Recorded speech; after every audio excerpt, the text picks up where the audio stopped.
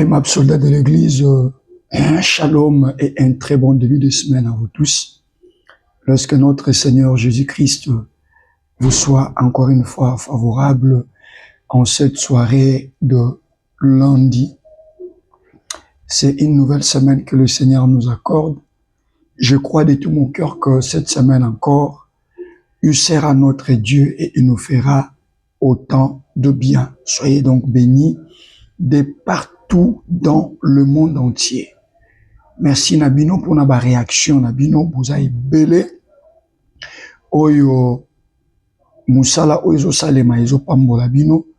Bisonio son Nabino toujours baka kankembo ezo mdepa nzambe parce que yende moto azali mopesi ya milona. La Bible dit c'est lui qui donne de la sémence au semeur. Nous n'avons rien de spécial à vous apporter.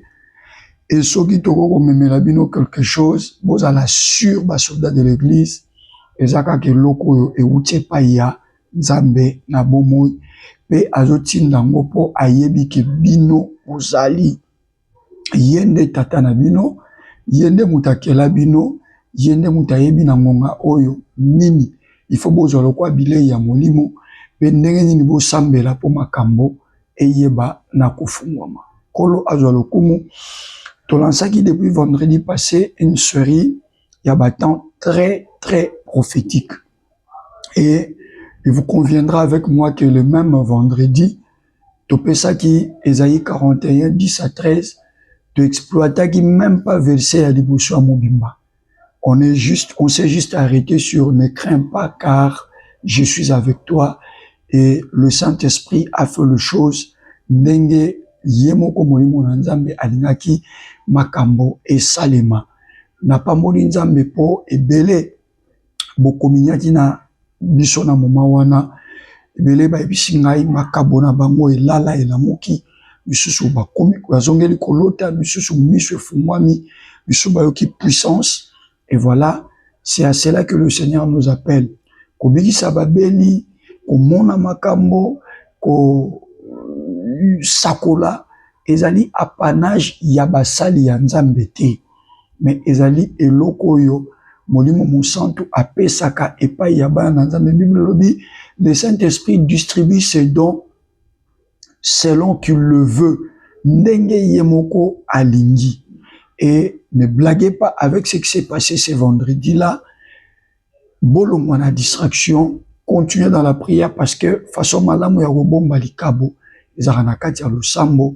vous allez voir dans quelques jours, dans quelques semaines et dans quelques mois ici, ce que le Seigneur sera capable de faire avec vous. Alors, toujours continuez toujours Esaïe Nabiso, Esaïe chapitre 40, versets 10 à 13.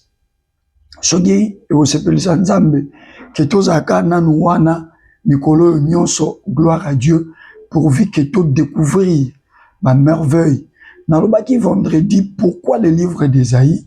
J'avais dit, parce que Esaïe, livre et Esaïe, livre prophétique, mais pas n'importe quel prophétique, Esaïe livre oyo et sakola mingi pona Yesu. Ah mais papa doza ba Yesu te, nanya koshio ke yoza Yesu te.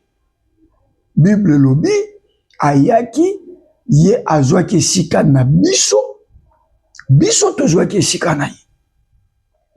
Na livre de Corinthiens, apôtre Paul alobi, ya zalaki mozwi, mais azwa ki bobola na biso, pe ya kamata ki bozwi na ye, apesi biso.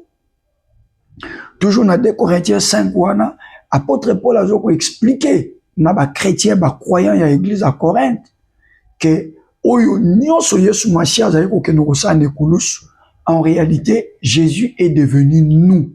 Yesu akomaki biso et biso tokomaki ye. Voilà qui fait que bamaloba ona Bible ezalaka exclusivement pour Jésus. Tango tokomi bana na nzambe maloba wana ekomi pe ya biso. Nous mais comment ça?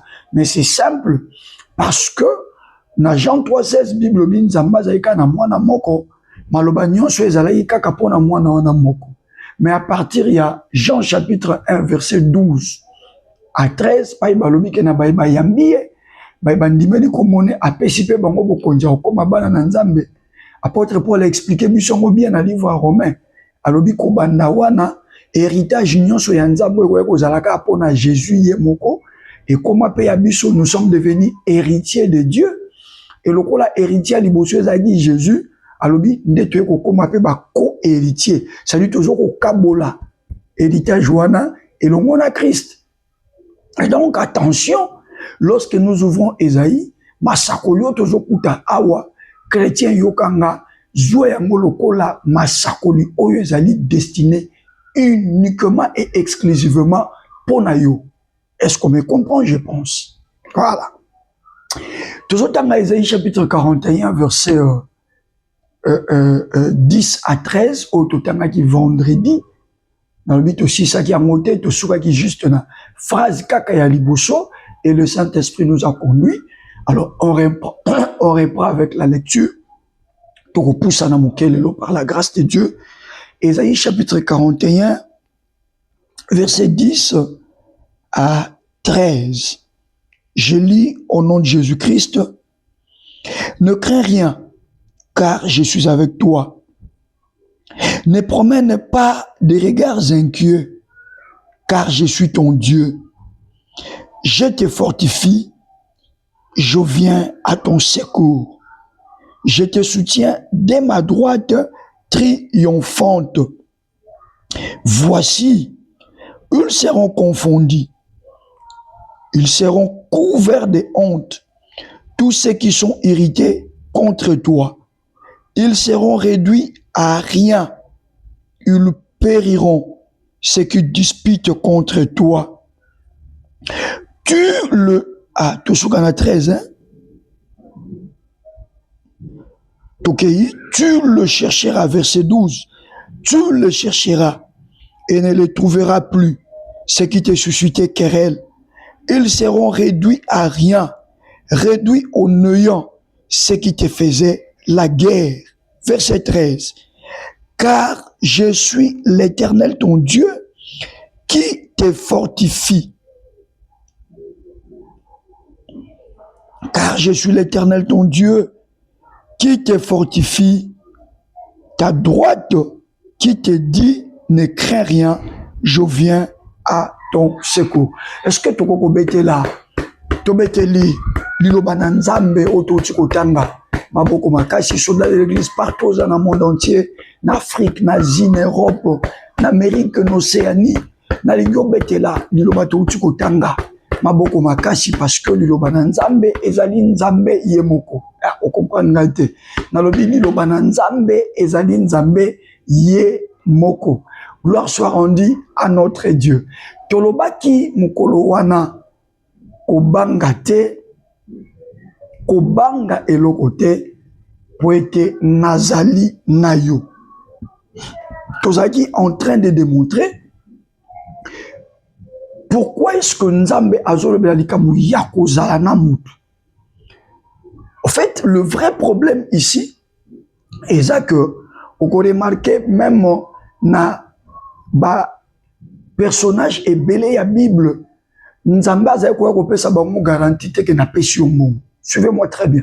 Nzambe azali jamais koya kopesa bango garantie ke tala na memeli yo matériel suffisant pour réussir na défi wana ozo faire face nango. Vous remarquez que Nzambe azali koya azoloba kaka eloko moko alobi nazali na yo elongo. Okuta phrase oyo Nzambe alobi yango Moïse.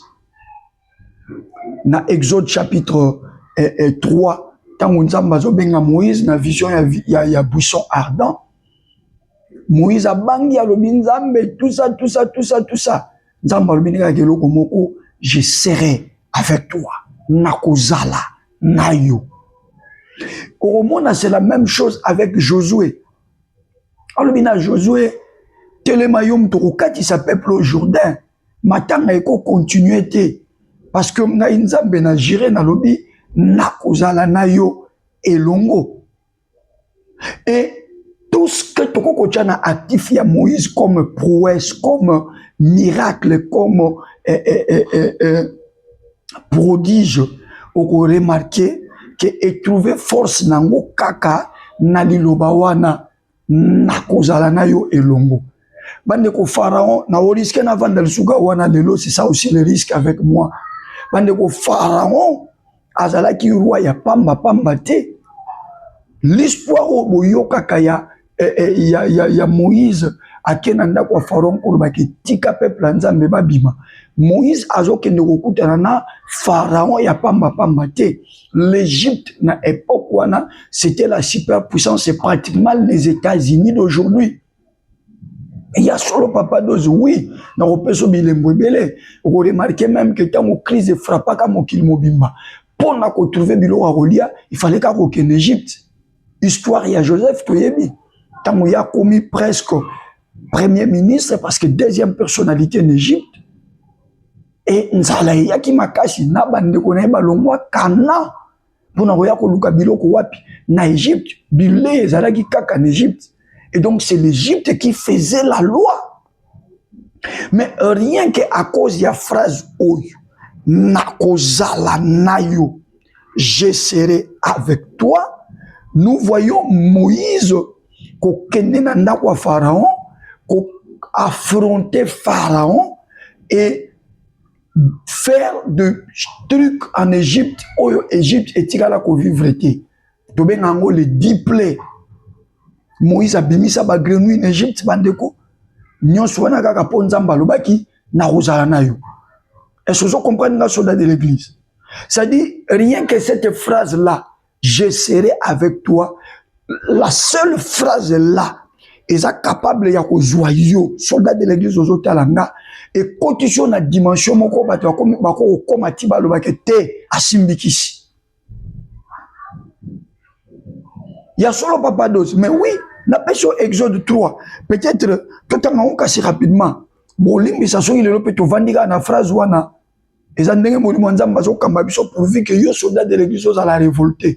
Parce que le plus important dans ces programmes, mais non, le plus important dans ces programmes, c'est que tu termines le sambo et tu sentir vraiment que Nzambe azana biso na kati ya programme et loko moko te ko kozongisa biso na sima. Exode chapitre 3 totango rapidement to vanda kaka wana. To vanda wana. Exode chapitre 3. Exode chapitre 3. Exode chapitre 3. Nous allons lire la parole de Dieu au nom du Seigneur Jésus-Christ. Exode chapitre 3. Moïse faisait paître le troupeau de Jéthro, son beau-père. Moïse faisait paître le troupeau de Jéthro, son beau-père, sacrificateur de Madian. Il mena les troupeaux derrière le désert et vint à la montagne de Dieu à Horeb. Vous voyez déjà dans verset 1, nous avons affaire à quelqu'un qui est devenu berger. Et cette histoire s'est produite quand? Elle s'est produite lorsque Abomaki, égyptien, et bon, moi, Kouti, ba Israélite, mi balé, balingba, bomanaba, salanaba, bunda. Apesi bango, tolé, boza, bandeko, boko, salama, bete, moko, alobina, longwa, olingyo, bomabi, solokolo, bomaki, égyptien. Moïse réalise que c'est que les Kambo essayaient bani. Alors, na monene à Pharaon, nandenge Pharaon azali, na robikate na kima. Et nakokima naye, il est venu se retrouver dans le désert. Nakatia désert wana, aye kozwa mwasi na kombo ya Sephora, et tango akeye papa bokilo pona kosenga bala Sephora, balobi na ye ok dot na yo oko salela ngai musala wana koboko lelanga bampate. Ça dit c'est un monsieur qui n'a jamais rencontré le véritable Dieu. Suivez-moi très bien. C'est un Moïse qui n'a jamais rencontré le véritable Dieu. C'est un fugitif à Kimi Baroboma en Égypte, à se retrouver na kati ya désert et kuna ba pesi musala o banda bota masala te parce que ya kolina na kwa Pharaon ye kuto azaki préparé pour un jour ce qui Pharaon akufi mwana Pharaon akufi un jour comme tourna ye à côté na dynastie un jour akoma ye pe Pharaon roi na Égypte, c'est-à-dire à sundola ba biftek à sundola kolia kitoko à sundola vie ya malamu ye va se retrouver likolo ya crime ya salaki à se retrouver à comme mwana musala ya tata bokilo na ye Jéthro na ye bisa mutu moko Yo vanda wana ti lelo lela kaka biso vina biso ezalaka boye. Ngata mu papa na biso azaka na bomoy. Ngai. Na biso koza mutali boso te. Que situation na yo ekitisi na se lokolo komi wana. La situation à Moïse, mais le plus important, yo, au commission de l'église. Le plus important, aux Jungolou, il y a un programme moko, où ils ont présenté Nzambe à solo, où ils ont présenté Nzambe à Pesaka Boboy, où ils ont présenté Nzambe à Longi Saka Lissu Bato. Il y a un kangama na programme moko, là la pomite ko zonga simate, parce que na katia programme Jérémie 29, 11, et Kokisamana Vinayo, car je connais les projets que j'ai formés sur vous, projet de bonheur et non de malheur. Yaya, oko kutarana ba projet Nzambe.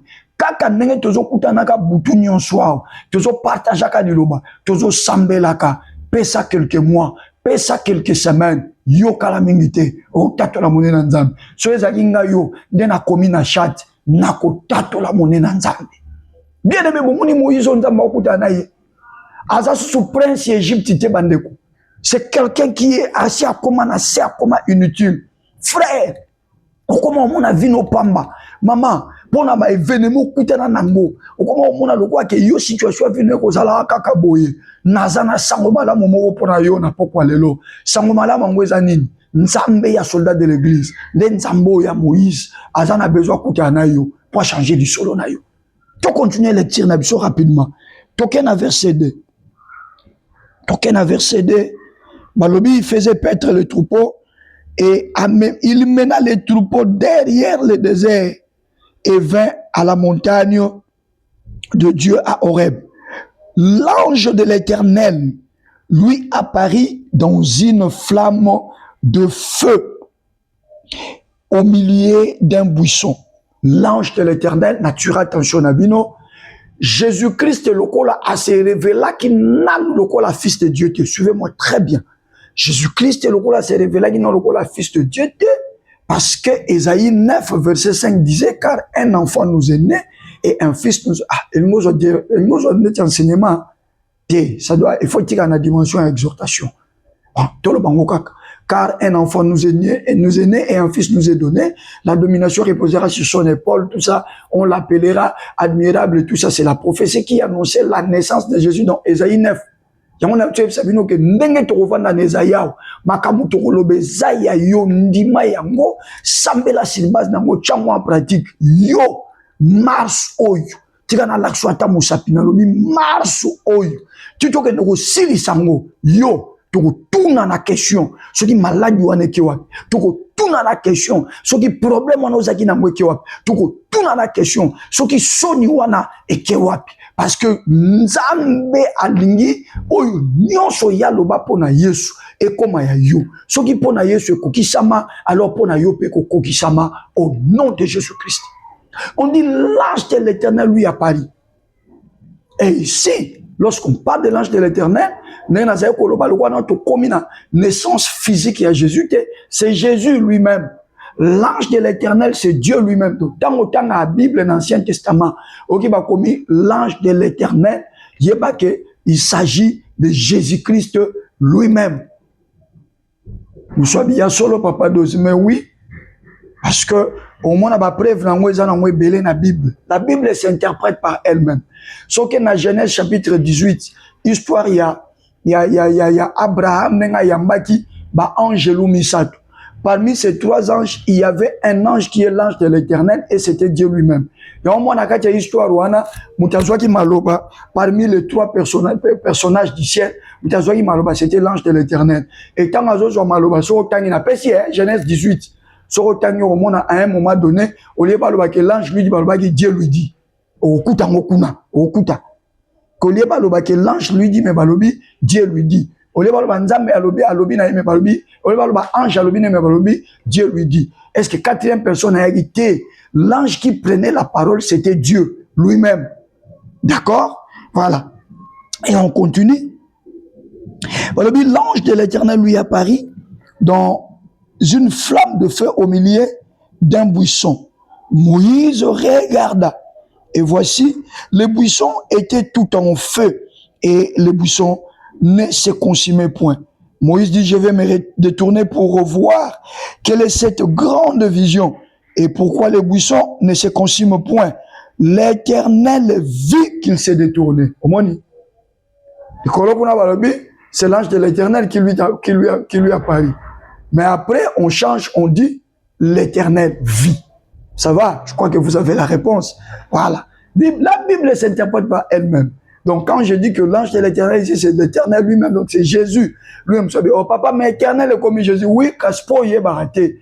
Jésus, Yeshua. Yeshua. Et l'Éternel qui sauve.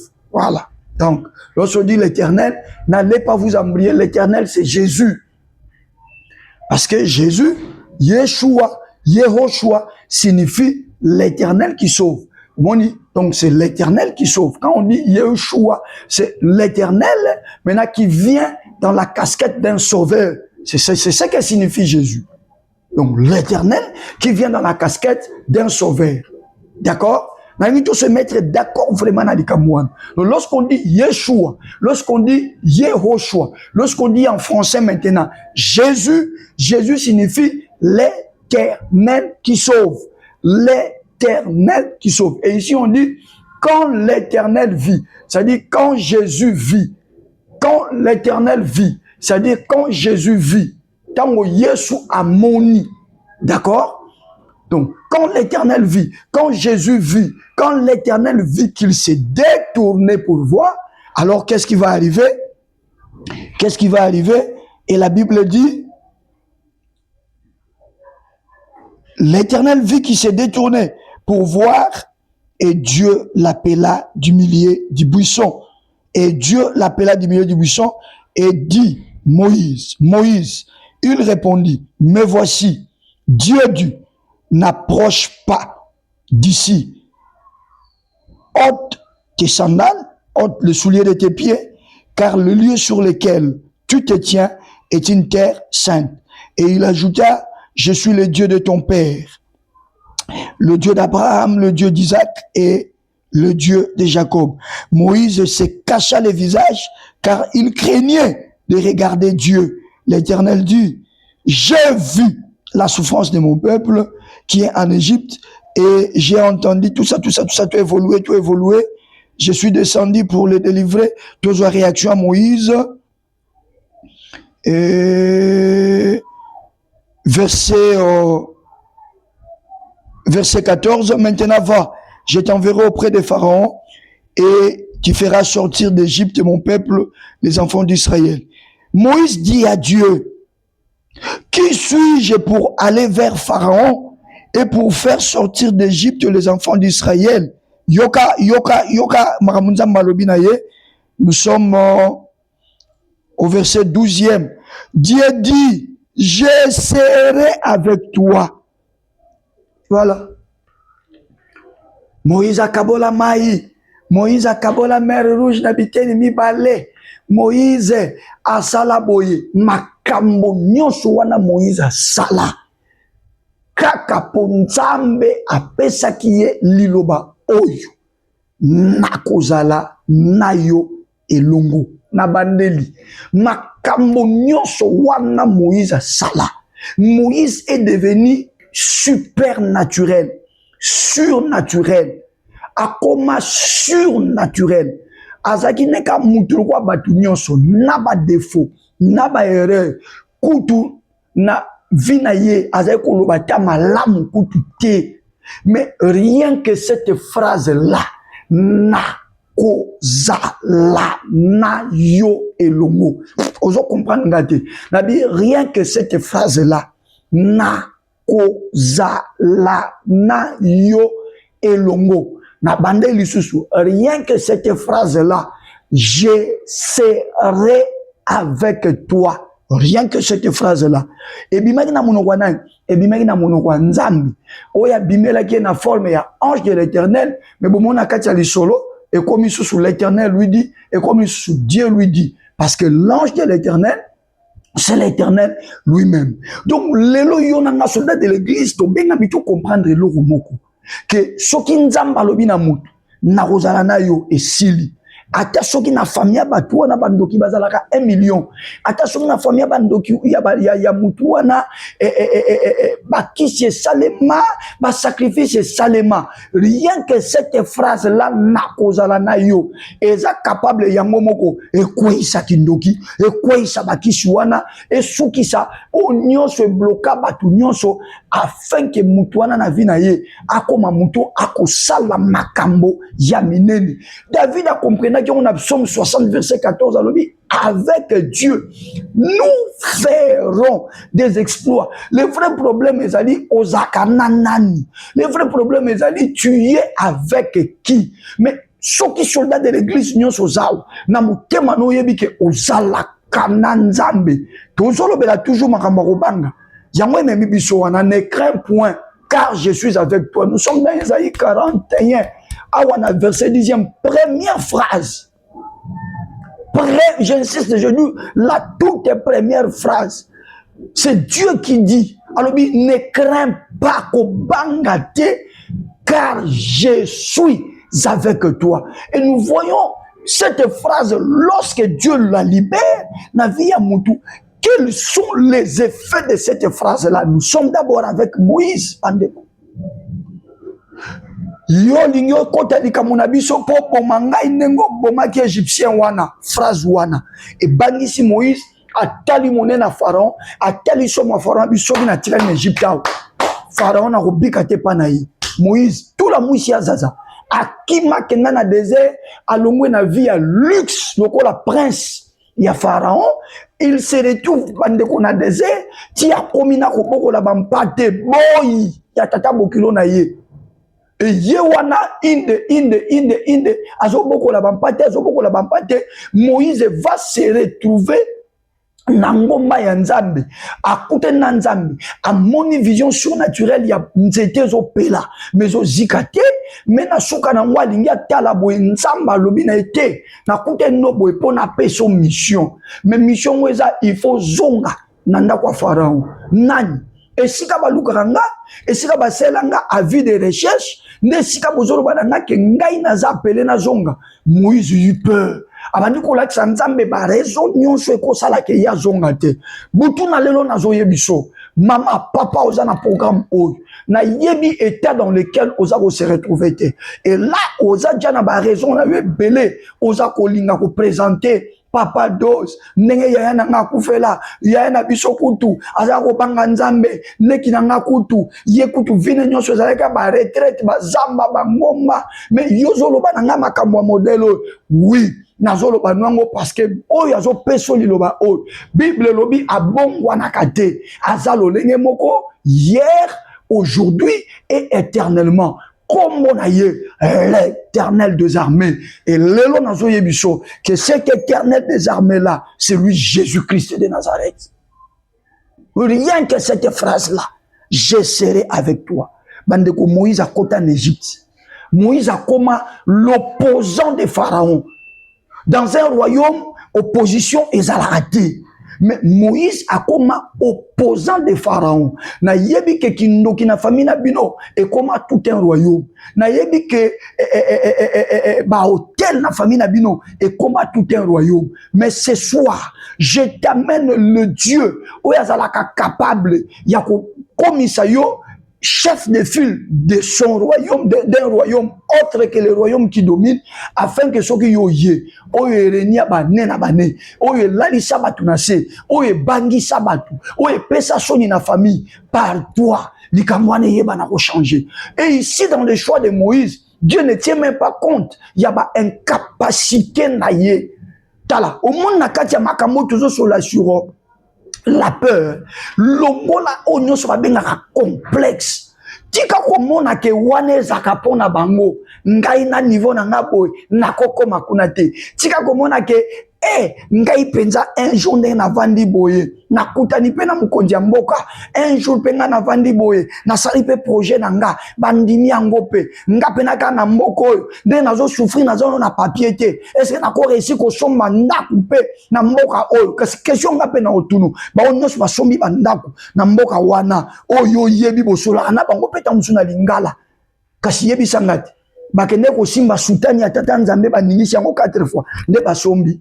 De la même manière que nzambe apesaki bango makoki to aselaki bango grâce wana ya kosomba bango, yo pesa possible surtout na yo kutu eza plus que possible parce que toi tu es devenu soldat de l'église. Je serai avec toi. Ésaïe 41 bandeko verset 10. Ne crains pas car je suis avec toi. So yoza chrétien, ngana chrétien, Moïse, et on a vu ce que Moïse a été capable de faire, bandeko. Il a démontré 10 plaies surnaturelles en Égypte, bandeko. Et ça l'a appelé à Pamba. Un jour, Égyptien n'y soit ya fongo la pompe na yeboe, au lieu mayebi mama kilande bima. Yebi sanga n'y soit na car je serai avec toi. Est-ce que vous comprenez? La seule phrase là, la seule garantie là, na ozala na yo. Tala makambo ezo selisa mona mobali yo. Bon mais ça na ko lukaye en Égypte wana. Bon lança ma vie de recherche, be ye yo siko azongi. Mais azongi ye mokote, azongi na mutu mo alobaki na kozala na yo. Na bandeli azongi na mutu moko alobaki na kozala na yo lokola azongi na mutu wana alobaki na kozala na yo au procureur général au cour soki cour constitutionnel au cour de cassation biloko na bino wana eza biloko na bino eza naturel mais na dimension spirituelle. La véritable cour de cassation, c'est l'Éternel des armées. La véritable cour suprême, c'est l'Éternel des armées. Awa shiko ye komi, mibeko ya Égypte, e bundadana, mibeko ya oya lobaki na Moïse, na ozala na yo elongo. Bandeko Moïse azotambola na Égypte wana. Pharaon a komi obligé à payer sa kepe audience. Nazo sakole la mutumoko. Nabi nazo sakole la mutumoko. Ngonge koki. Nabi ngonge koki oyo bangi sa famille mobimba yo obanda ko affronter ango ozana ngate na bande na lobi ngonga ekoki oyo bangi sa famille mobimba yo ndeko nango ozana kati ya programme. Je m'en fous que tu sois une femme ou que tu sois je ne sais pas un homme, mais moi je te considère que tu es soldat de l'église, tu es soldat de l'église revêtu du manteau et du mandat qui vient de l'Éternel des armées. Nazo ko annoncer que ngonga wana ekoki lelo oyo sikoyo oyo batu nyonso babanga oyo lengisa batu nyonso yo nde mutozo ko affrontango tala ba komisa même ndaku na yo bilanga na bango soki ya mbala soki ya matembele. Donc à chaque fois que balingi ba yana bango babwaka mipepe mabe na bango bayaka na ndaku na yo bayebi ke toko bwaka akosala biso eloko te eloko moko pete kobangisa biso na lingi komelanga na chat mbala oyo te komelanga ngo lisoloba mbala oyo te loba lisusu mbala oyo te eza ba déclaration ya foi. Je suis un prédicateur de foi bandeko na te ya kandeko ndima na lobi lobango lisusu mbala oyo te. Si l'on fait en 2025, si l'on fait en 2024, si l'on fait en 2023, si l'on fait en 2022, si l'on fait en 2000, si l'on fait en 1989, si l'on fait en 1995, mais mbala oyo te. Pourquoi mbala oyo te? J'ai la conscience que nanga mokote, il y a une phrase qui m'anime, il y a une phrase qui me bouscule, il y a une phrase qui me pousse, et cette phrase me dit exactement ceci: ne crains pas, car je suis avec toi. Na bande na bi cette phrase ezolo banangai ko bangate po nazana yo. Est-ce que mutu moko akobeta tolo na ye pa yozali ko tala te makamnyo zokuta nango ko tala te ke bando bandi soldat de l'église nano monya te lembote beta tolo loba na ko bangate nzamba zanangai loba lisusu nako bangate nzamba zanangai loba mosiko place nzambe cha elombe loba nako bangate elombe azananga toke loba lisusu nako bangate elombe azananga so mutu moka lobi no mozali boma likolo elombe azana yonde ya mwana lobi bangate yebisa mutu wana apesinga ba garantie apesinga ba assurance ki akozala nanga akotika ngate. J'annonce que le Dieu de la Bible, Jésus-Christ de Nazareth, ne te laissera pas. Il te promet encore une fois na butu ya lelo calcule avec toi. Ah, na maladie on n'est kobi boy. Mungongo nanga kute bima suma la mute. Kolia nanga na koma kolia na basonde. Mais nazo yebiso loko moko. Lokola matoi na yo eza capable ko yoka liloba nzambe. O eza mongongo nanga. Mais makambo ezo bima na mongongo ezo te pa nzambe. Lokola matoi no eza capable ya ko yoka ngo na sakoli pe na lobi na yo. Kaka na situation dans laquelle tu es là, à lobby, à Zanayo.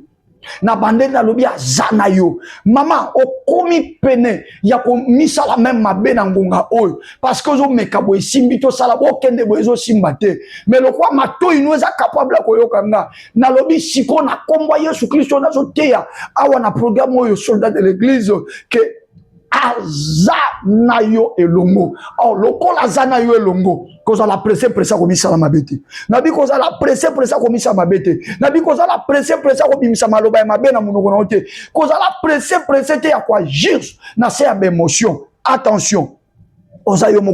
Il y a quelqu'un qui est avec toi. Et cette personne ne t'a pas donné les diamants. Et ne t'a pas donné de l'or. Apesio mbongo te, apesio palatate. Apesio kaka phrase magique. Bon excusez, hein, ils ont français de le barabongo, ils ont magie. Dans le bien, apesio une phrase magique, une parole fétiche. Cette phrase magique, c'est qu'il te dit, je suis avec toi. À Moïse l'a dit, je serai.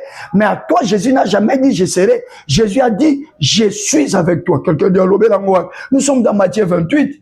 Après sa résurrection, il dit exactement ceci à ses disciples. Nous étions représentés par ces disciples-là. Il leur dit ceci.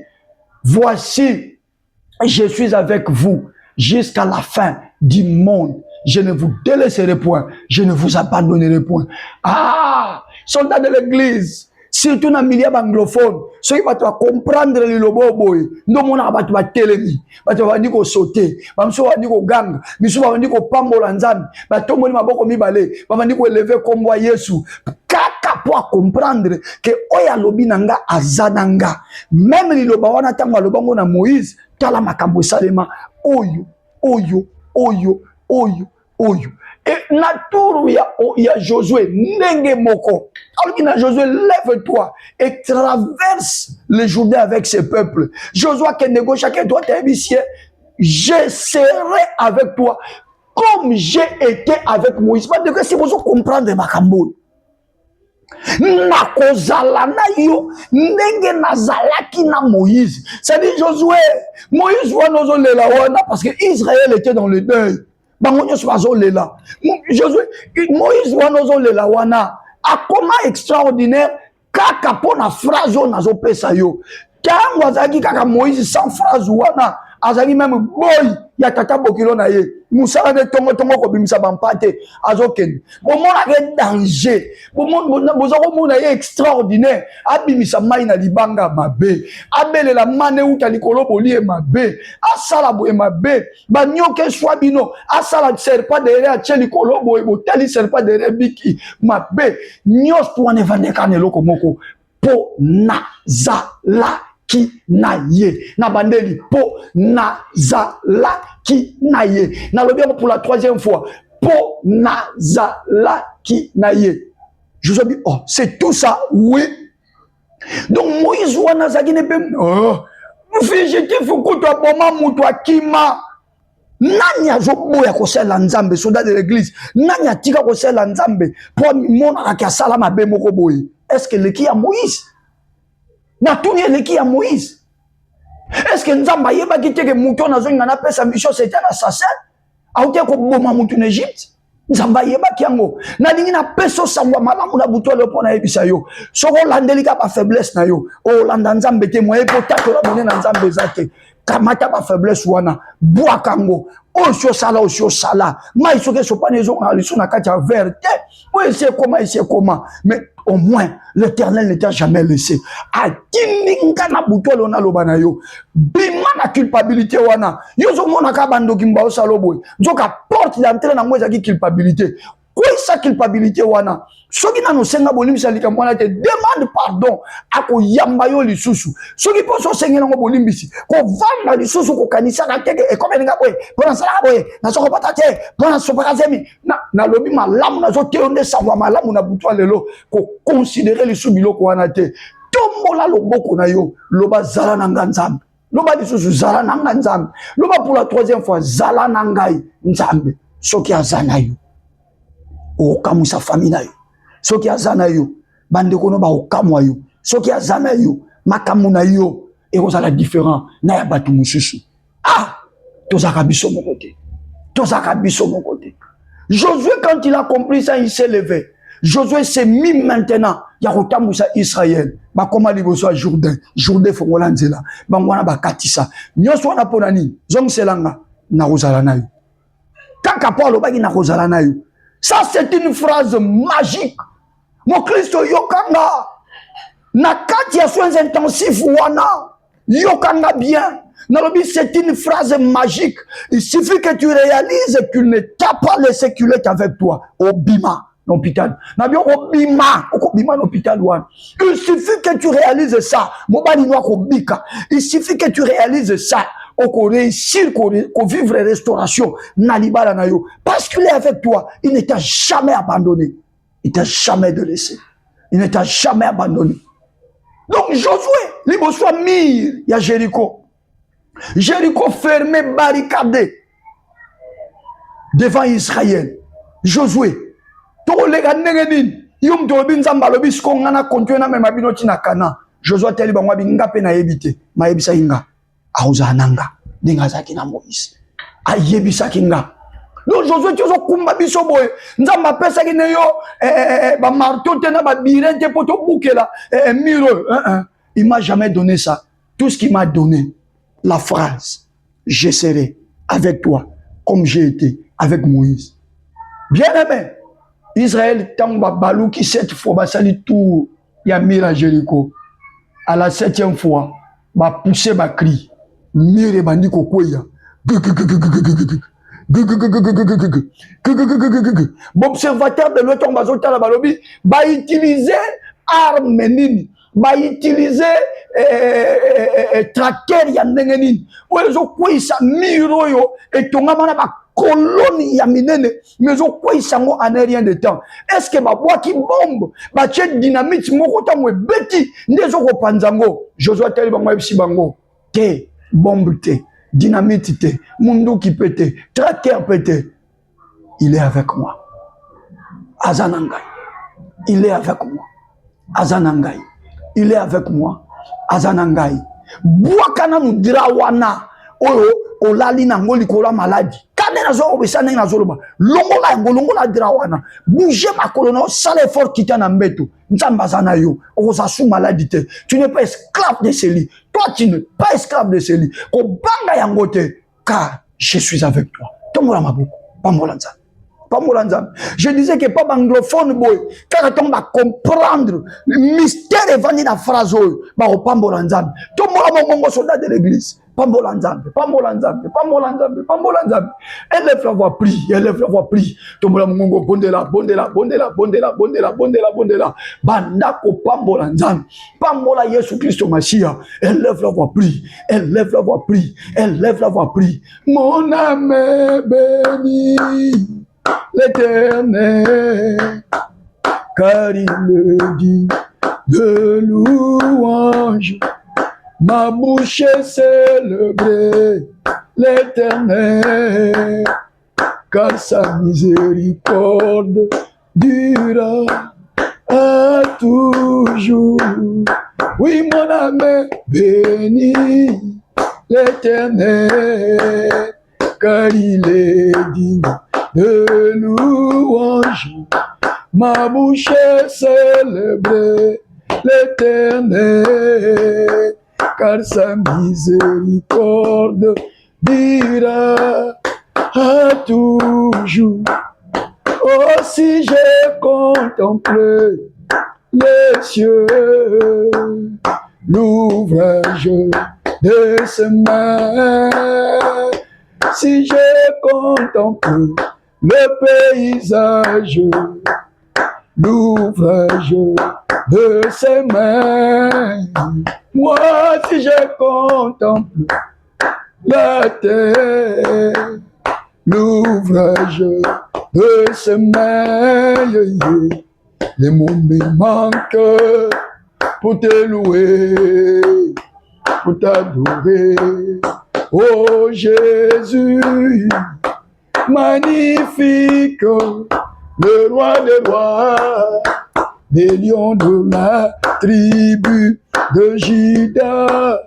Oh Jésus, oh quand je mesure ta bonté envers moi, oh Jésus, si je mesure ta miséricorde envers moi, oh Jésus, moi si je mesurais ton amour envers moi, oh Jésus, les mots me manquent pour te louer, pour t'adorer, oh Jésus, oui, magnifique, le roi des rois, les lions de la tribu de Juda.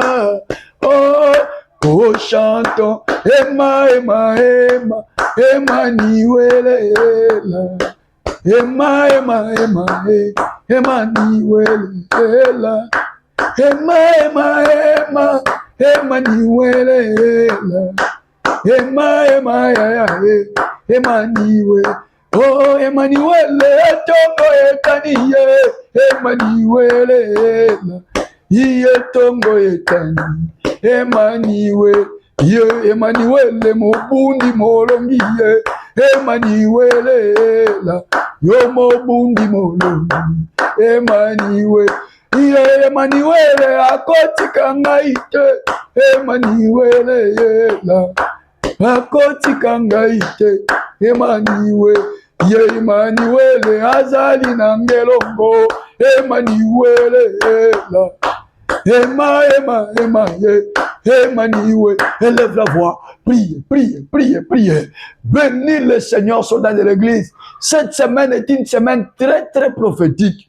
Élève le Seigneur, continue à l'élever. Après quoi, moi je vais commencer maintenant à t'amener dans la dimension prophétique.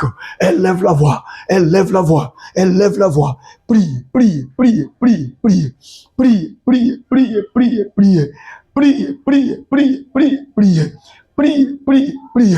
Tombola Yesu, magnifie Jésus, élève l'agneau de Dieu, magnifie Jésus, célèbre le Saint d'Israël, magnifie Jésus, élève l'agneau de Dieu, magnifie Jésus.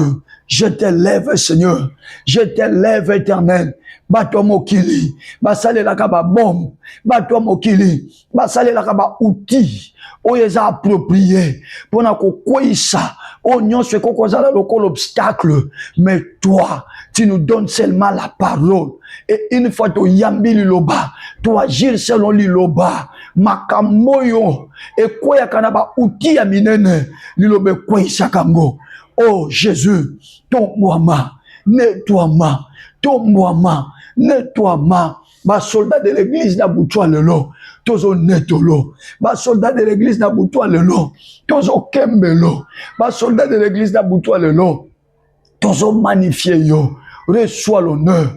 Reçois la louange. Reçois la magnificence. Reçois la gloire. Jésus, nous t'élèvons. Jésus, nous t'élèvons. Ozo continue qu'on rassure biso. To bangate. Ozana biso. To bangate. Ozana biso. To bangate. Ozana biso. To bangate. Ozana biso. Kolo. Utuna lelo. O même biso tina dimension. Ya ko comprendre. Et loko nine bombami. Si maya phrase wana. Po nini te to tombolo. Po nini te to matisa yo. Po nini te to tombola yo. Po nini te to matisa yo. Élève la voix, prie. Élève la voix, prie. Bénis Jésus. Bénis Jésus. Bénis le sang d'Israël. Bénis Jésus. Bénis Jésus. Magnifie le roi de rois, le Seigneur de seigneurs, le maître de l'histoire. Alléluia. Bien-aimé, pour que cette phrase est effective dans la vie, tu n'as pas une grande démarche à faire. Tu n'as besoin que de recevoir Jésus. Parce que c'est des promesses. Na Esaïe alobi, ne crains pas, car je suis avec toi. Il s'adressait à Israël. Israël qui est son peuple. Et Jésus, dans Matthieu 28, azoye bisango ba disciple. Ba disciple bazay ko appartenir na ye. Et yonangai. Tant to yambi Yesu nde to komi ba disciple à Christ. Donc ndeko yona no yamba Yesu te. Ozana no disciple à Christ te. Na pokwa na lelo. Okokozo occasion ko yamba Jésus Christ. Azala Seigneur, azala Sauveur atambusa yo. Et yo poko vivre le miracle surnaturel. Oeza sima, il y a phrase oyo. Je suis avec toi. Je serai avec toi dans l'Ancien Testament. Mais bisous dans le Nouveau Testament, je suis avec toi. Je suis avec toi. Alors, ce qu'on a un programme na biso, o yamba Yesu te. Peut-être que otambola na téléphone o kutiango, o lobina landanan. Peut-être que na moni pasteur dozna yo kazo lobani, mais nano yamba Yesu te. Bien me fungola maboko no mibale. Zongi sa simana ngai. Bande ko biso to yamba Yesu. Tozo ko accompagner bande ko na biso. Ko lobe pa na nzambe to pamboli yo. Pona bande ko yo bazo koya na kati ya royaume na biso. Bien me yo to yamba Yesu te. Loba nkolo Yesu Kristo. Na butu na lelo. Na fongoli motema na ngai na yambi yo zala mokonzi na ngai zala pe mobikisi na ngai na kabwani na mokili na kabwani na satana na kabwani na masumu kobanda lelo na komi mwana na nzambe Yesu Masiya lakisanga mokano wa nzambe e tambusa ngai kolandisa mokano wa nzambe Kimokolo kozonga na netolama elongo na basantu au nom de Jésus-Christ. Bien-aimé, ça y est, au komisuko mwana nzambe. Bien-aimé, biso nyonso siko tozo kende ko bonde la.